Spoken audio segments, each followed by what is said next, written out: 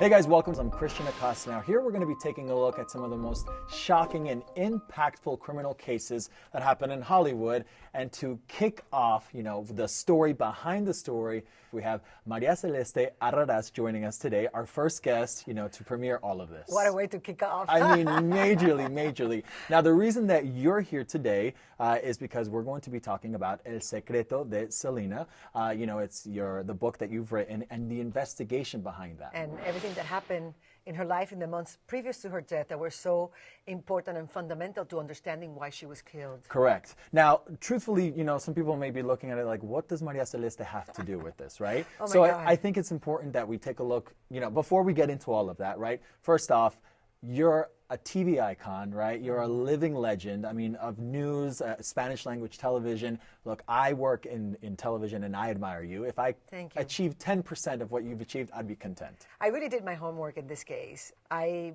spent months and months reading mountains of court documents, which nobody wants to do that. But if you want to really excel in something and really get acquainted with an issue, you have to really do your homework.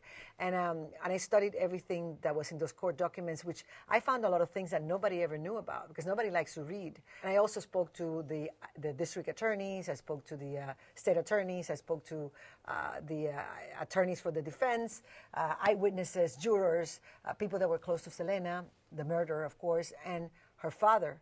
He liked the interview and he wanted to kind of throw light on things that she had said and clarify them. And he did a great interview. So bottom line is you did your homework. I did. Right. I did. I became like a library rat reading all this.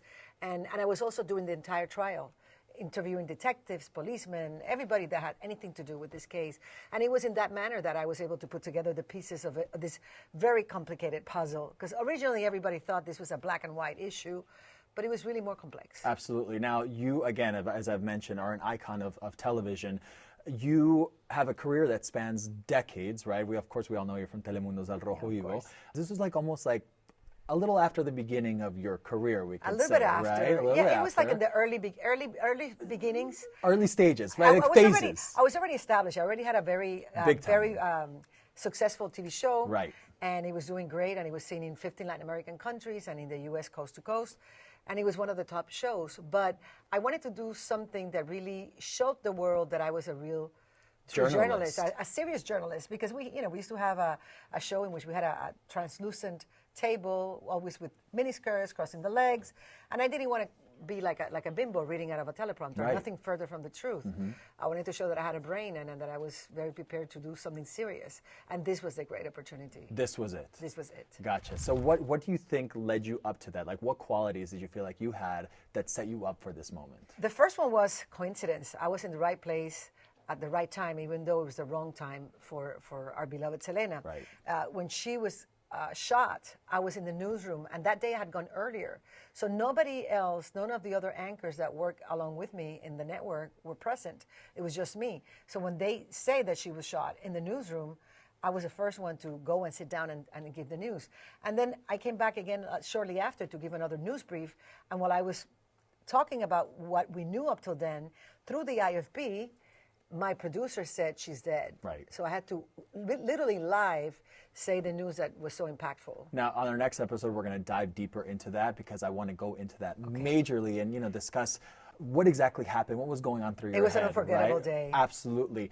Going back to this investigation, I've actually seen some interviews, right, that you've done, and people have asked you, like, why are you writing about Selena's death? And your example is, well, journalists write about, Absolutely. Figures, like, for example, John F. Kennedy, right? Yeah. But there's always so many more. Of course, James so Dean, many. Marilyn Yes. Monroe, Abraham Lincoln, everybody. Absolutely. Maybe one day people will write about me. Who knows? Well, hopefully for the right reasons. We want to get killed because we're mentioning all the ones that have died. We won't go there yet, right? But there is always a connection or something that sort of just drives you towards that figure, towards that person, towards that story. What was it about Selena that you said, my God, I've got to look further into this and, in the future, write a book?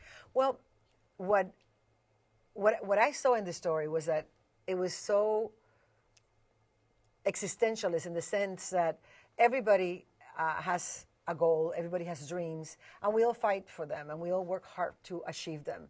But if we make the wrong decision at any point, we might be derailed from that road, and in this case, fatally, like Selena.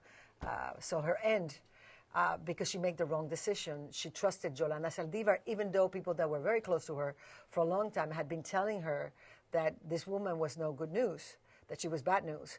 And even when her inner voice was telling her already that she should get rid of her because she was a toxic friend, and she didn't do it. So this story had such a lesson for all of us that we have to not only always pursue our dreams and work hard, but also be very careful about the decisions that we make, because just one will turn everything around. Absolutely. Now, there's been other cases of I guess, intrigue and shock and impact, right? We've had Jenny Rivera, Valentina Elizalde, Kevin Frett, this past year. Course. Why haven't you looked into those in the same way? Like, what stood out about the Selena case? Well, they're very different. First of all, the times are different. Back then, this is many, many years ago, a quarter of a century ago. Can you believe it's been that long? No, I can hardly. It's going to be 25 years. Isn't that crazy? No, it's crazy. Yeah. But what happened in this case is that back then, the news organizations had more resources. So as a journalist, you could have more time to dedicate to something.